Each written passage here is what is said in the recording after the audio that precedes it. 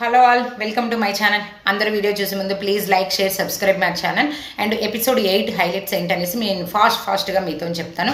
Episode 8 highlights ఏంటంటే ఇది mind గేమ్కి సంబంధించింది అండ్ విజ్ఞానానికి సంబంధించిన గేమ్ అనమాట. ఈ గేమ్లో ఎవరు బాగా పర్ఫామ్ చేశారు అండ్ ఎవరు team leaders and best performer ఎవరు, వర్స్ట్ పర్ఫార్మర్ ఎవరు అనేసి నేను నా లాంగ్ వీడియోలో పెట్టాను. కావాలంటే వెళ్ళి అందులో చూడొచ్చు. బట్ నిన్న ఎపిసోడ్ హైలైట్స్ ఏంటంటే నాకు బాగా అనిపించింది, మనీష్ నిజంగానే కార్నర్ అయ్యాడా.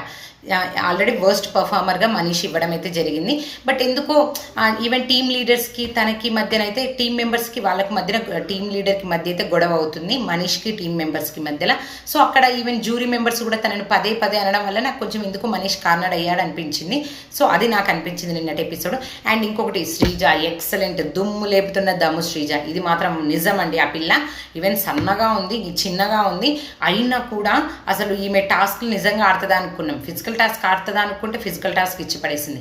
నిజంగా మెంటల్ ఎబిలిటీ ఉందా, నిజంగా మెంటల్ టాస్క్లు కూడా బాగా ఆడుతుంది. ఐ మీన్ జ్ఞానానికి సంబంధించినవి కూడా అనుకున్నాం, అవి కూడా ఇచ్చి పడేసింది. నిజం చెప్తున్నానండి, అమ్మాయి ప్రతిదీ ఇచ్చి పడేస్తుంది. Physical, mental, emotional, every task too good Sreeja Dammu. నాకైతే ఎక్సలెంట్ అనిపించింది.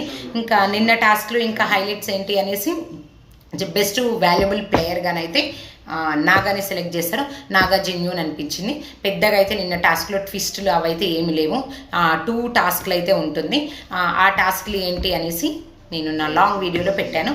ప్లీజ్ చూడండి, అందులో మీకు అర్థమైపోతుంది. Thank you for watching. Bye bye.